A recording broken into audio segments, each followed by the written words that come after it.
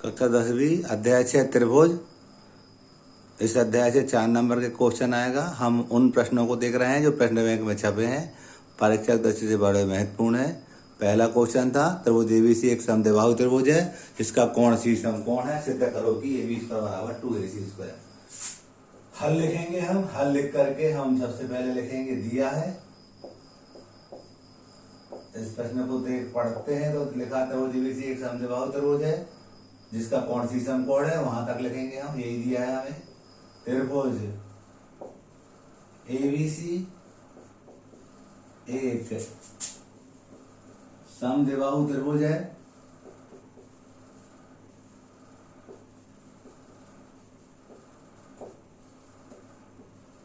जिसका कोण सी समकोण है, जिसका कोण सी समकोण है। प्रश्न देख के लिखा, यहां से यहां तक का लिख दिया हमें। इसका मतलब क्या हुआ, हमें एक त्रिभुज बनाना है, समकोण त्रिभुज बनाना है जिसका कोण सी समकोण है, यानी कि 90 अंश का कोण है। ए और बी कहीं भी कह सकते हैं। हम जानते हैं समकोण के सामने की भुजा कर्ण कहलाती है। यदि इस कोण की बात हो रही हो तो ये लंब हो जाएगा, लंब हो जाएगा, ये आधार हो जाएगा नीचे वाला। अब कर्ण सबसे बड़ी भुजा तो किस त्रिभुज में, तो ये दोनों भुजाएं बराबर दे रखी है, क्योंकि हमें दे रखा है एबीसी एक समद्विबाहु त्रिभुज इसकी दो भुजाएं बराबर है, तो हमें ये सी बी बराबर सी ए कह देंगे या ए सी बराबर बी सी कह देंगे। ये हमें बराबर दे रखा था। सिद्ध करना है। सिद्ध करना में क्या लिखेंगे, सिद्ध में हम ये लिखा है AB² बराबर 2AC²। अभी तक जो लिखा मैंने क्वेश्चन से देख के लिखा है। उत्पत्ति लिख रहे हैं। उत्पत्ति में त्रिभुज एबीसी में पाइथागोरस प्रमेय से हम जानते हैं ये होता है हमारा कर्ण का वर्ग बराबर आधार का वर्ग धन लंब का वर्ग।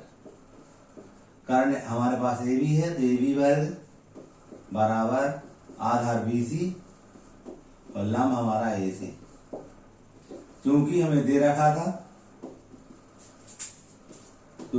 रखा है BC और AC बराबर हैं। समद्विबाहु त्रिभुज BC को हटाकर हम AC रख रहे हैं। AC क्यों रख रहे हैं, हम सिद्ध करने में AC वर्ग लाना है, 2AC वर्ग। AC वर्ग धन AC वर्ग, AB वर्ग बराबर यहाँ एक और यहाँ एक, वो दो लिख देंगे 2AC वर्ग। यही हमें सिद्ध करना था। परीक्षा की दृष्टि से बहुत महत्वपूर्ण क्वेश्चन है, सभी छात्र छात्राओं को इसको तैयार करना है। क्वेश्चन नंबर 2, त्रिभुज एबीसी समरूप है त्रिभुज DEF और इनके क्षेत्रफल क्रमशः 64 वर्ग सेंटीमीटर और 121 वर्ग सेंटीमीटर है। यदि EF बराबर 15.4 सेंटीमीटर हो तो BC ज्ञात करो। हल लिखेंगे हम। दिया है त्रिभुज एबीसी समरूप है त्रिभुज DEF के। जब दो त्रिभुज समरूप होते हैं तो उनके क्षेत्रफल का अनुपात संगत भुजाओं के वर्गों के अनुपात के बराबर होता है। तो इसका मतलब लिख देंगे हम त्रिभुज एबीसी का क्षेत्रफल बटे त्रिभुज DEF का क्षेत्रफल बराबर संगत भुजाएं हमें कौन कौन सी लेना है, BC और EF लेना है, क्योंकि BC हमें ज्ञात करना और EF हमें दिया है BC बटे EF का वर्ग। इस बात से हमने ये लिख दिया।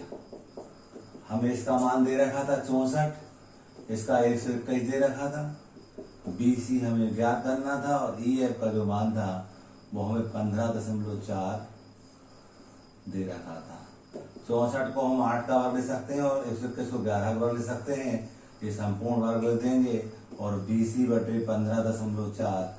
अब वर्गमूल लेंगे दोनों पक्षों का, कुल वर्ग था, तो 8 बटे 11 बराबर BC बटे 15.4। हमने यहाँ वर्गमूल लिया दोनों पक्षों का। वर्गमूल लेने पर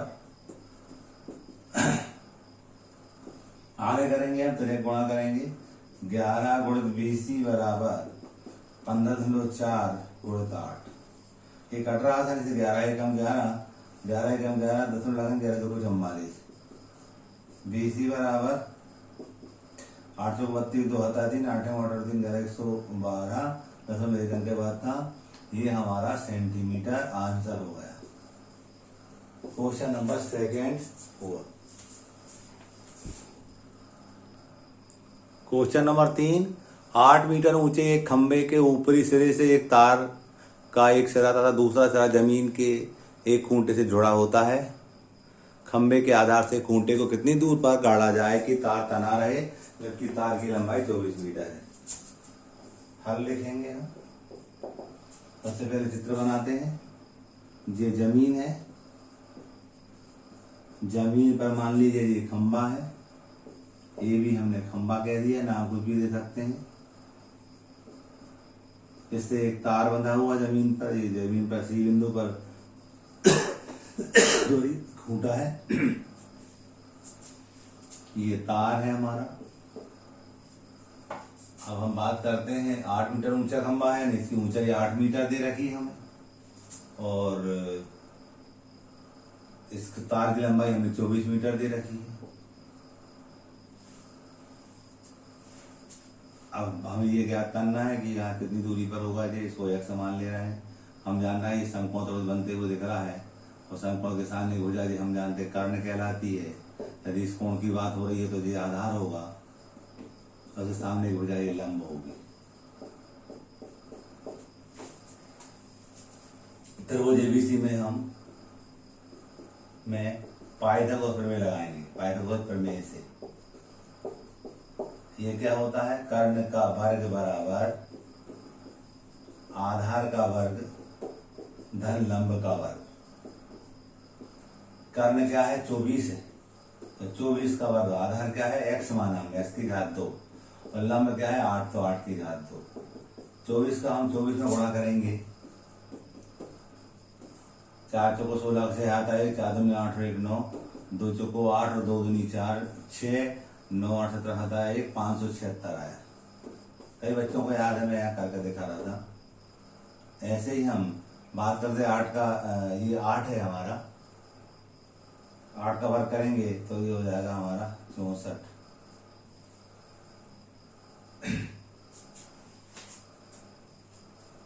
8 क्वेश्चन में जो छपा हुआ है बाय मिस्टेक उससे 8 लिखा गया है, ये 18 है, तो यहाँ पर 18 लिख देंगे हम, तो ये 18 का वर्ग हो जाएगा। 18 का वर्ग करेंगे, बाय मिस्टेक मुझे ध्यान आया ये 18 है। 18 का 18 से गुणा करेंगे हम। 8 ये 64 के 4 आता है 6, 8 के 8 से 14, 1 8 8 1 एकम 1 4 12 2 आता है 324। सवाल में वाई मिस्टेक मुझसे 8 लगाया था, यहाँ 18 था, तो ये खंबे की ऊंचाई 18 रख दी, तो लंब का मान 18 रख दिया है। गुणा करने पर 324 आया था।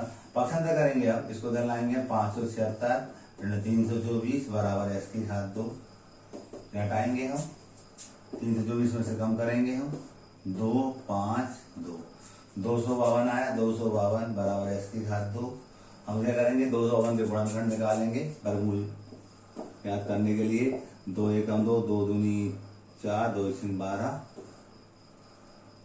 2 1 12 2 3 6, 3 दूनी 6 3 एकम 3, 3 7 21, 7 एकम 7। हम देख रहे हैं x की घात 2 बराबर, इसको लिख सकते हैं 2 की घात 2 3 की घात 2 गुणित 7। वर्गमूल लेंगे हम, तो x बराबर 2 गुणित 3 और 7 पर कर्णिक निशान जाएगा, 7 पर वर्ग नहीं था, तो यह है x बराबर 6 वर्गमूल 7 मीटर। तो यही उत्तर होगा। आप उत्तर ले भी सकते हैं कि खंबे के सिरे से खूंटे की दूरी 6 कर्णिक 7 मीटर होगी।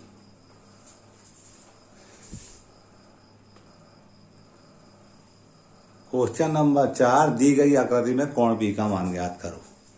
हम क्या करेंगे, हल लिखेंगे।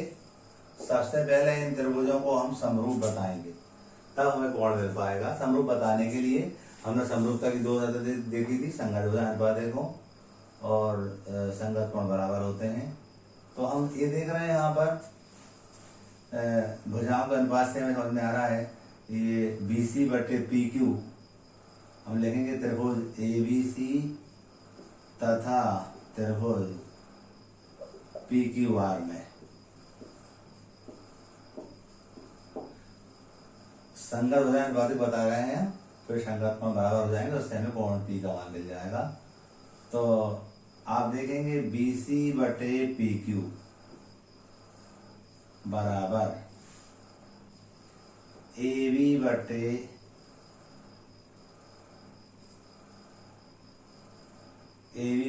QR बराबर AC बटे PR।